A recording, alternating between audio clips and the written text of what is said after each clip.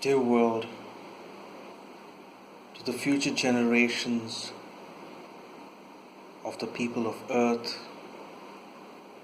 to whomsoever it may concern while I'm still alive, I am HOUODUT, which sounds like who that. That is an acronym, h.o.u.o.d.u.t. It stands for a human being as an object under observation, bearing a device under test. I record here for posterity the statement of my condition of existence to the best of my knowledge in the 13th year of my captivity, torture, and enslavement in being a non-consensual human subject of neurotechnology trials as being carried out by the US Department of Defense, the USDoD, or the Pentagon, the American Department of Defense, using brain-computer interfaces or BCI chips implanted in my brain, spinal cord, and body, beginning from the year 2012 when I was living in America to presently in 2025, Anno Domini.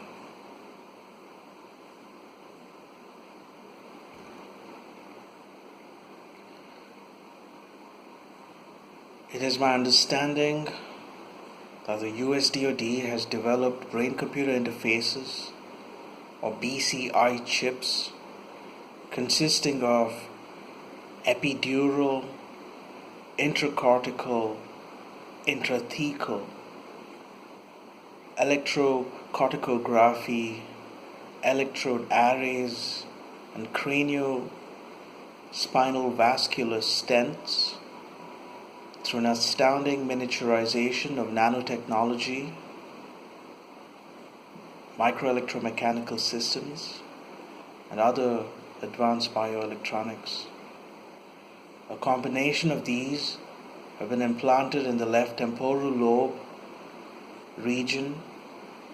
of my brain and or the occipital lobe region of my brain for detection and stimulation of targeted neuron population activity, serving a range of functions such as decoding and triggering of speech linguistics and visual processes, emotional processes in the limbic system, and dream manipulation processes in the visual cortex region of the brain during sleep. Likewise, BCI chips have been implanted in my spinal cord for detection and stimulation of facial nerve groups and targeting central nervous system groups, operating involuntary functions as heartbeat, breathing, etc. at the moment.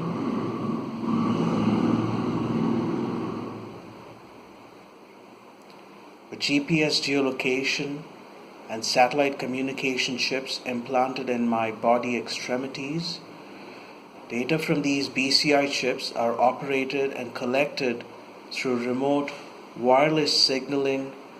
from USDoD or Pentagon Internet Communications servers. Furthermore, there's a point-of-view face camera implanted that provides real-time audio-video recording using the same communication chips as well. Finally, there appears to be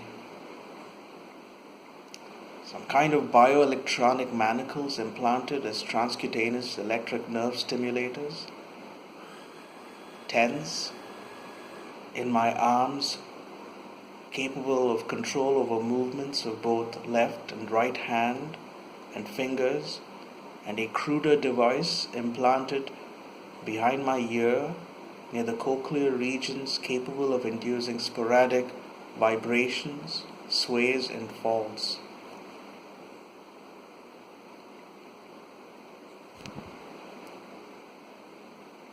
from the enhanced analysis of the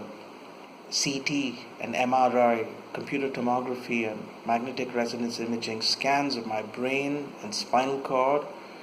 there is now a thumbnail-sized calcified speck over the dura mater in the left temporal region of my brain, while over the spinal cord there appears indentations in the thecal sac, neuroforaminal narrowing, and vertebral bulges between C4 and C7 positions around the placement of these aforementioned BCI chips and stents.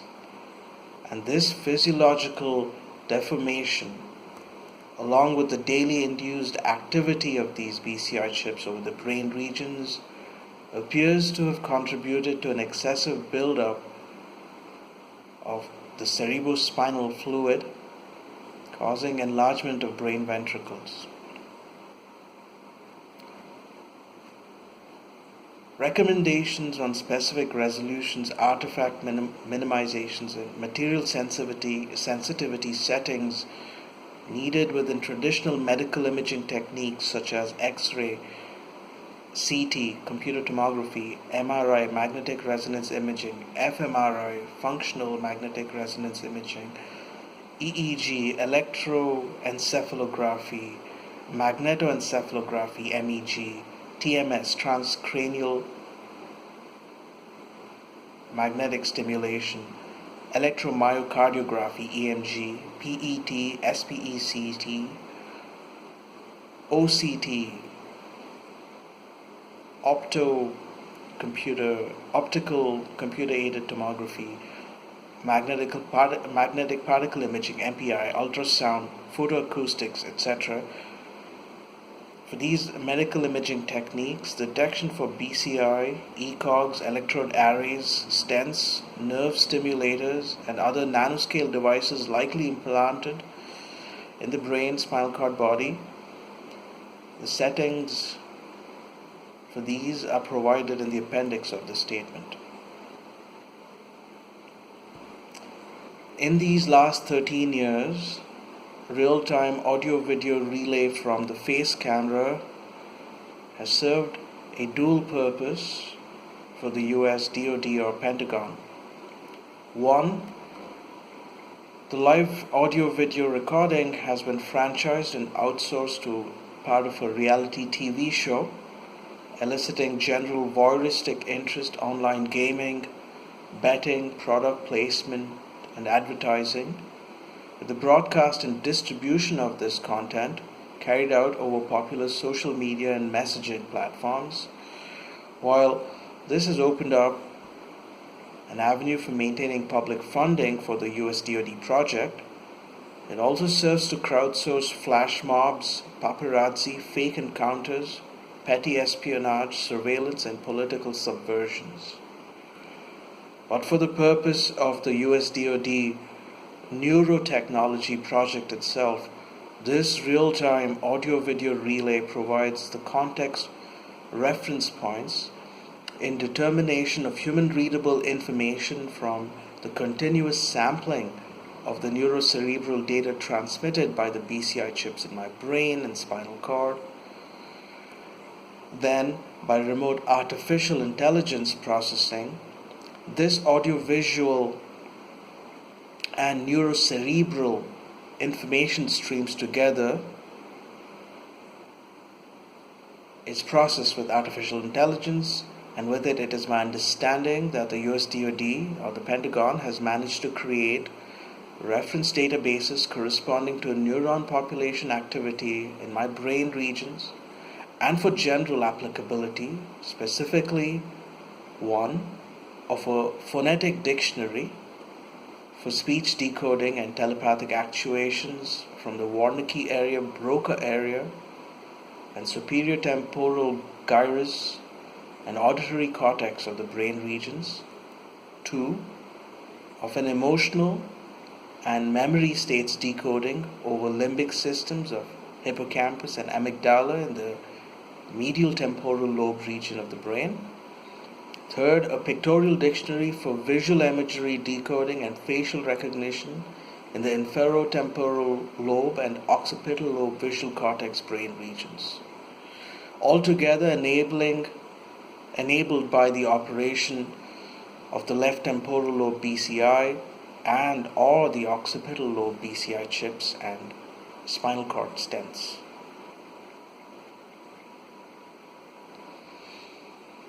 Over the last 13 years, the USDoD has carried out over 15,000 trials for about 1 to 4 times daily of what may be referred to as sleep hypnotics or dream manipulation or psychic discombobulation during REM sleep states, or a remote feedback system that injects visual reality sequences of morbidly pornographic, violent,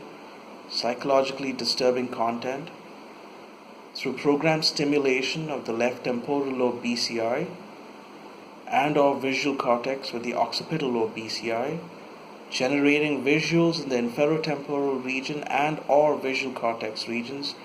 using a mechanism similar or more advanced than the current bionic eye technologies, which along with stimulation of emotional states in the limbic region through the BCI evokes a blended response to dream sequences from subconscious memory retrievals in the brain,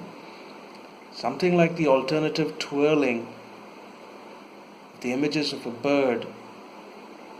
and a cage, giving the illusion of a caged bird. And this visual activity in the neuron population is recaptured by the BCI chips and transmitted over the implanted communication chips that are resequenced on the server side in a time-shared, massively multiplayer video gaming and teleconferencing environment, and then re-injected in loops till the brain triggers a waking response or capitulates into a comatose state. As mentioned, these timeshares have been illegally amortized and sold to research institutions, private corporations, technology firms in USA and abroad selectively, testing new network frameworks with BCIs, along with incorporating data and code generated from my brain activity into their VR, visual reality and video gaming platforms. Most astonishing, however, is the few thousand trials of stimulations of the limbic system, associated memory and emotional processes accessed by the left temporal lobe BCI, capable of forcing prolonged laughter, crying, and tears, as observed at the moment.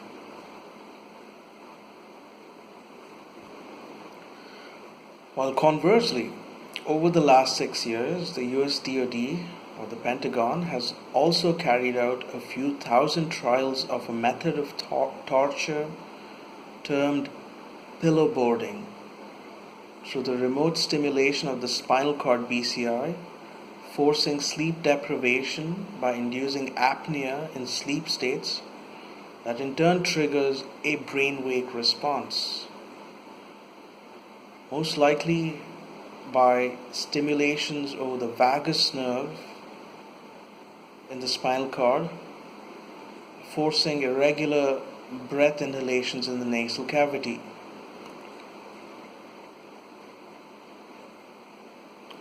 Also serving as some sort of restraining manacles that can be activated remotely anytime. Over the last 6 years, the USDoD has carried out over 5,000 trials of triggering some type of transcutaneous electric nerve stimulators implanted in the upper arm and thighs, forcing movement of arms, hands, fingers, and sporadic tickling response feet kicks, a method of torture termed the new jump Jim Crow jive. And with the cochlear stimulator behind the ear, most likely implanted during a dental surgery in USA in 2010 that I had. The USDoD has injected multiple times pressurized vibrations triggering forced imbalances, sways, and falls. It is likely that all these about thousands of instances of BCI stimulations to my brain and spinal cord and other bioelectronic implants in my body has been amortized for research and or entertainment purposes to private corporations and or the general public.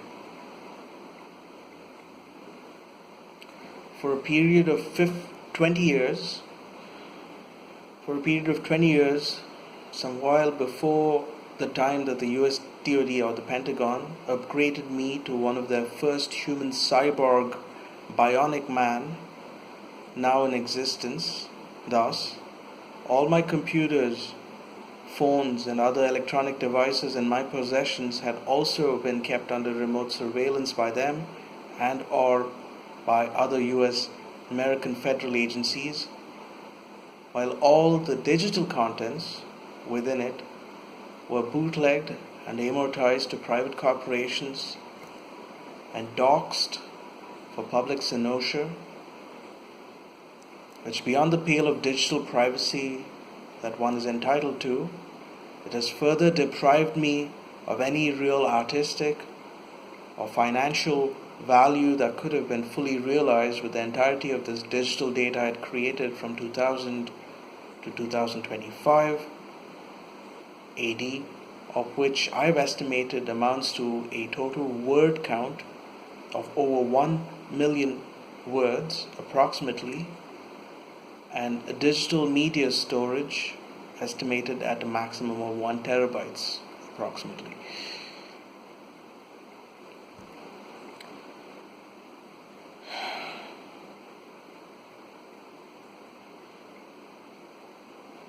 As far as I can seek a course of justice, petitioning with words, I have appealed to the US Supreme Court, the American Supreme Court, and to the American presidents whose office I have emailed and phoned several times in 2016, 2020, 2022, 2023, 2024, as the foreign plaintiff Charlie HOUODUT, goading for an injunction or executive intervention to force the USDoD, the Pentagon, to end its daily trials of neurotechnology testing upon me,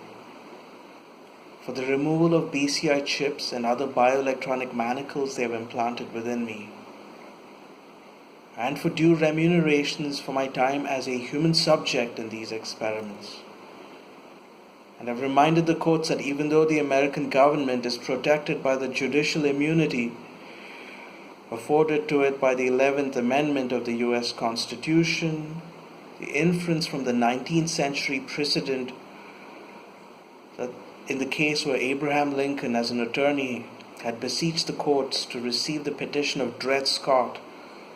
a freeman in the northern state, even as he was denied citizenship privileges on account of being a runaway slave from the south, holds true here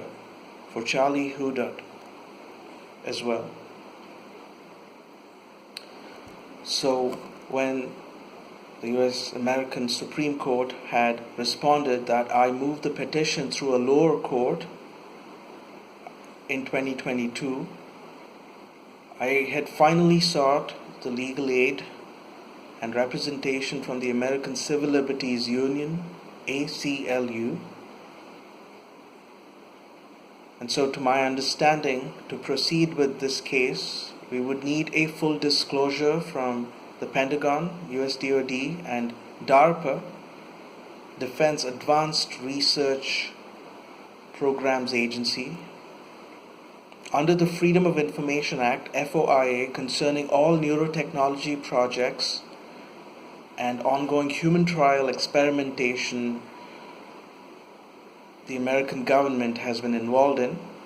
and to petition the case through the Federal Tort Act for having caused a permanent workplace disability and PTSD,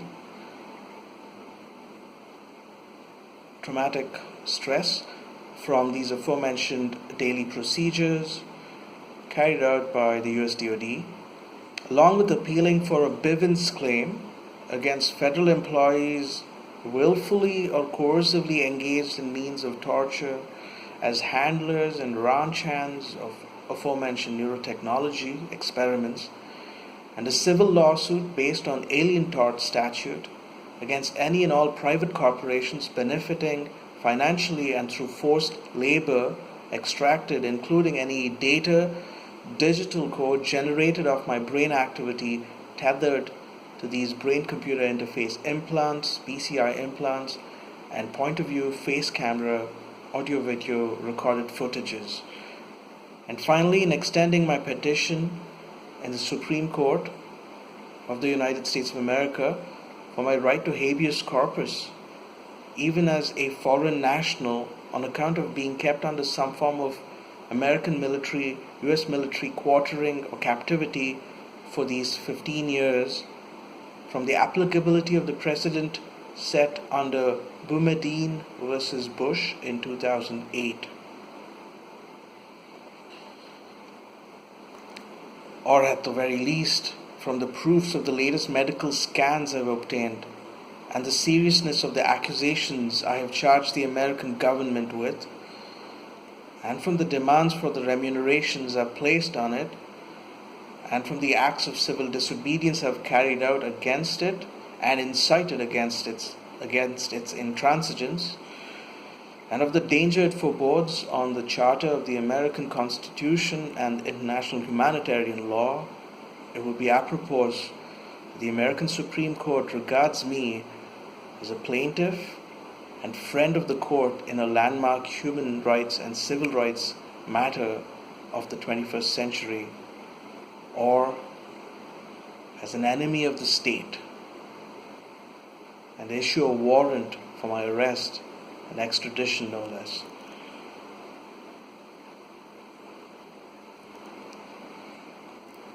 Nevertheless, since 2022, I had appealed to the United Nations Human Rights Commission for a special procedures investigation into any USDoD programs involving non-consensual human trials of neurotechnology experimentations and brain-computer interface implants.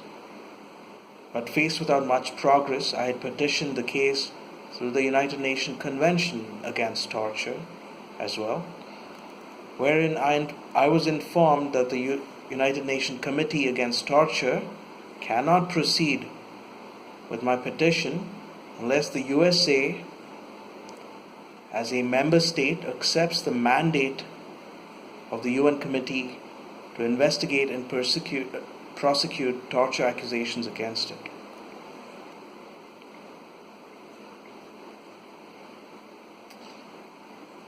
During these years,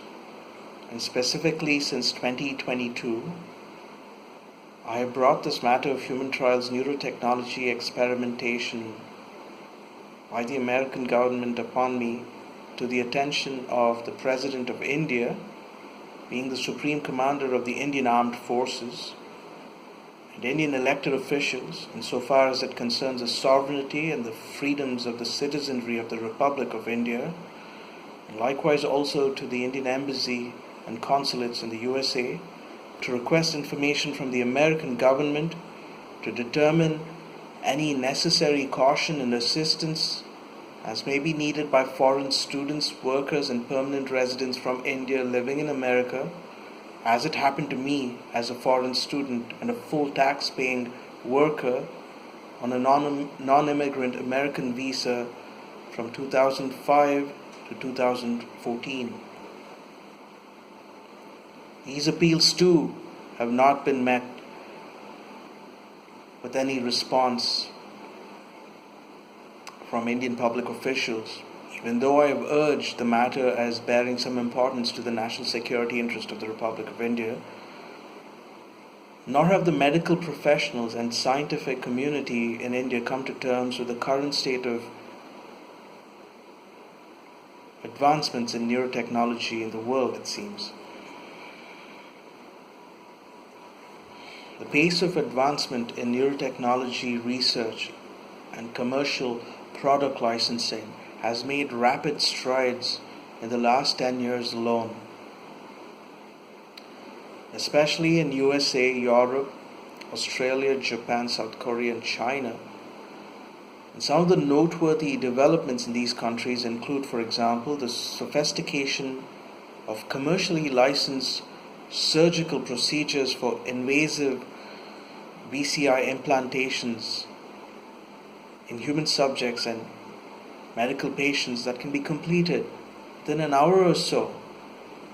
and enable patient discharges within a day. Of prototyping of BCI ECOG chips with 30,000 bidirectional channels and dual feedback loops involving brain communications between two or more persons. Of the commercial and prototype brain-computer interface arrays and stents for speech linguistics, decoding and telepathy. Of the advances in bionic eye technologies and visual processes decoding, subconscious sleep state, visual reality sequencing, and deep brain stimulation targeting long-term memory formation and retrieval, etc. Even the development of non-invasive brain-computer interfaces,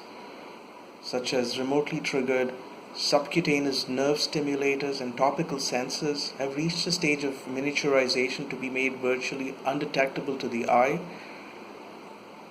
X-ray and even regular metallic scans currently deployed in high security environments.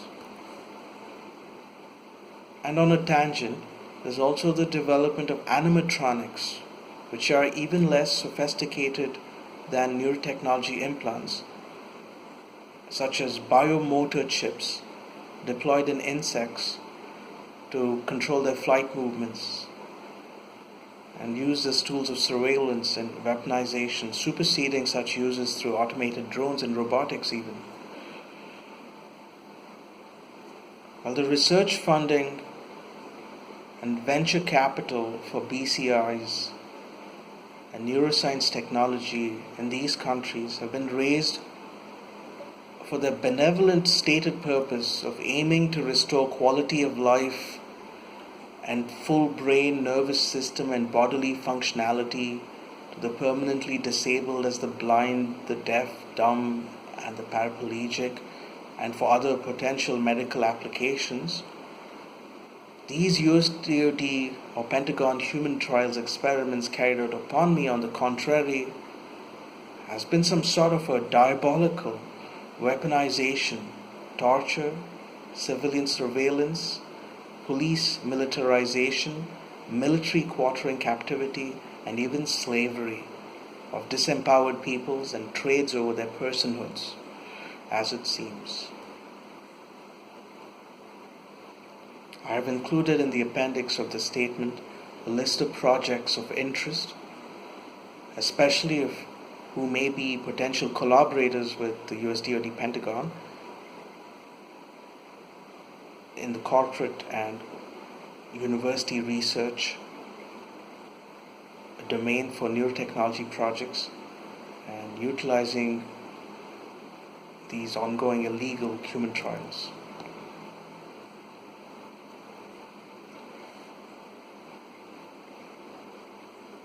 The rest of the governments of the nations of the world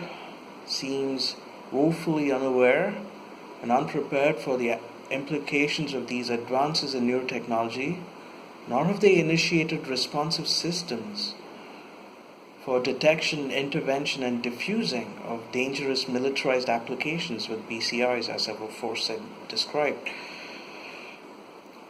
Or at best it seems the neuroscience researchers in these other countries have not advanced beyond animal testing of some of these aforesaid functionalities, nor have they conjectured national security interests beyond the stated goals of medical science applications alone.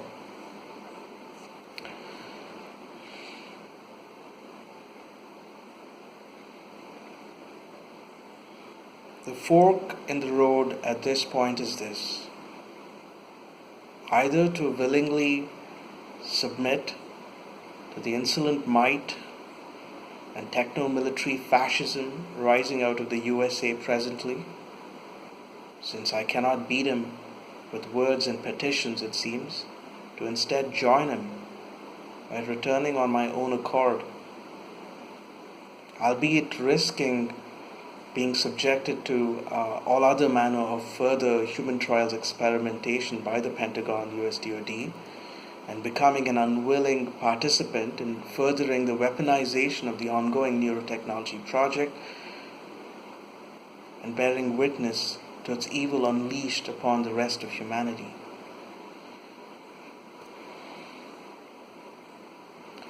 Or that I seek a remedy elsewhere, outside of the United States of America, with sufficiently competitive, advanced technologies to be able to detect and reverse engineer the BCI implants I'm carrying, and to be able to remove them from my brain and body with safe and advanced surgical procedures as may be available, and to prepare the means of protecting one's citizenry from likewise being enthralled in some insidious new form of slavery and colonization that such extreme unethical uses of neurotechnology portends.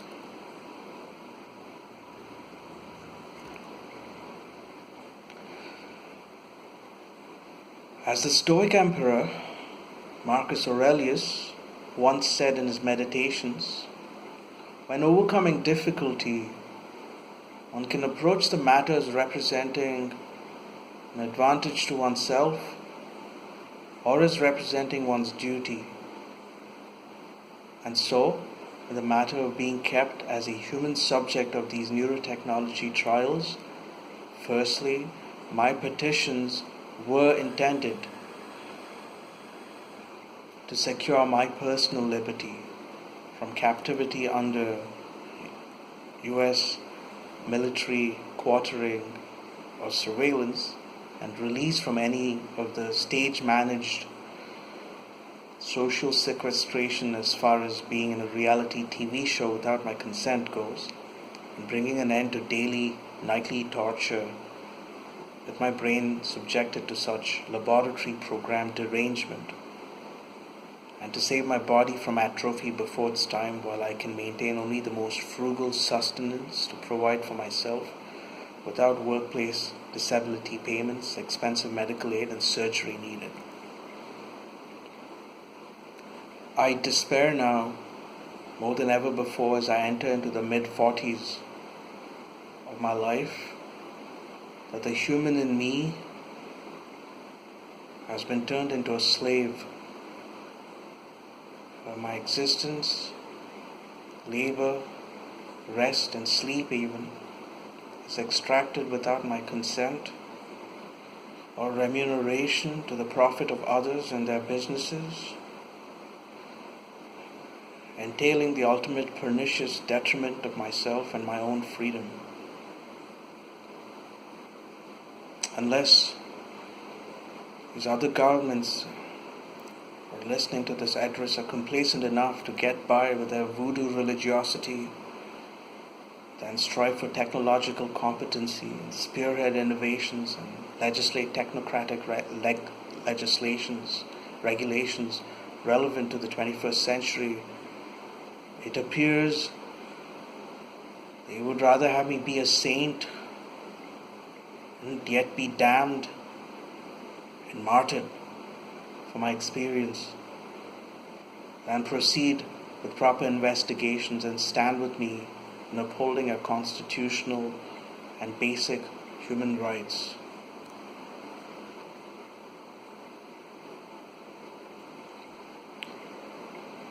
But beyond my own solipsism, I recognize I am beholden to the political liberty of mankind, firstly in making this statement public, and especially since 2022 in galvanizing public support and awareness with my op-ed publishing, social media posts, audio podcasts, and online signature campaigns, all of which I may hope serves the interest of other disempowered, marginalized groups among racial minorities, religious minorities, immigrants, prisoner populations, police detainees, political dissidents, and from the general state of civilian surveillance in America, whoever such may have in any undue manner or process come in extrajudicial contact, quartering, or temporary detention by U.S. military or other federal departments of the U.S. government, such as Immigration and Customs Enforcement and Department of Homeland Security, as recalled from recent news of militarized deportations of immigrants and non-immigrants in America, or among foreign nationals under American military occupation, or of its allies, especially from consideration that such individual testing of these neurotechnology functions as I have thus borne, it needs be covertly tested for herd immunity against extreme conditions and corner cases before validation and licensing of these technologies, bypassing the burden of judicial due process for safer commercial uses in the future for the wealthy elites who might wish to afford its benefits and fetishes, as evidenced in my case by the difficulty of being a foreign plaintiff at the U.S. Supreme Court nearing 10 years now.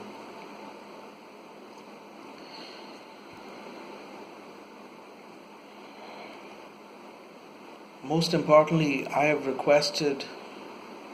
the United Nations member states and the U.S. government, the American government, time and again, that even in the status quo of not reaching a resolution to my appeals, to merely initiate confirmation of my position as a public office bearer in handling of these space communication modules, so I may proceed to worthier terrestrial purposes, such as with documentation of active conflict zones in the world, to provide support for international investigations into war crimes, for linking humanitarian logistics, delivery, and others. But without the consensus that such a public office behooves, it becomes a veritable trap to catch one failing in the machinations of subversively programmed world,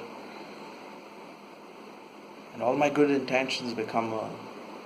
mad road paved to hell.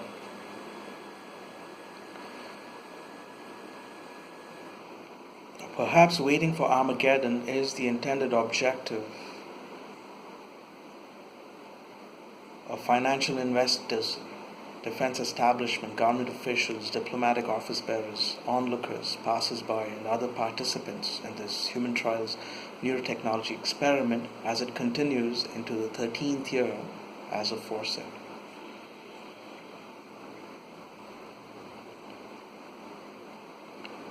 Last year, I recorded a similar statement of this appeal on my podcast, audio podcast, and published its op-ed. And I have once again raised the salient points here against this type of continued non-consensual human subjects testing of neurotechnology implants. I have maintained my appeals through electronic communications over the last 10 years or so. But it has only been possible for the information available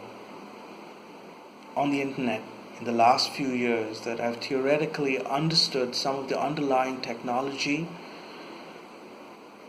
and built up the technical glossary to articulate my condition of existence at this point. But as it turns out, the last of my electronic devices and computers in possessions have reached the end of their shelf life at this time, and I can no longer afford to replenish my resources or afford to maintain internet communication services and social media engagement as before. So unless some new important information comes to light, I'm goaded by circumstances to record this as my concluding statement to the internet and the general public as a human subject of neurotechnology trials by the USDoD Pentagon of the United States of America. And from the practical consideration, it serves as a preface to the statement of my living will in the follow-up.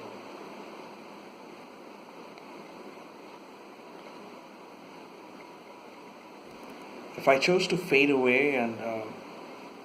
not burn out, as some of you might have expected or waited for, I hope my survival in bringing this information forward helps in some way and fills up gaps in your own understanding and prepares you for the worst of times ahead. If there's anything we need to do now as sovereign nations, it is to upgrade the medical means of detection, removal, and the technological capacity for reverse engineering of these rogue neurotechnology implants. And as far as my friends in America are concerned, it begins with this: end stratocracy, oligarchy, plutocracy, and slavocracy. Occupy Wall Street, occupy the White House, occupy the Capitol, occupy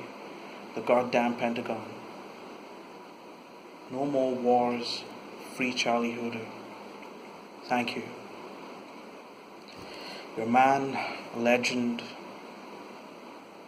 your man, machine, and legend, Charlie HOUOUDUT.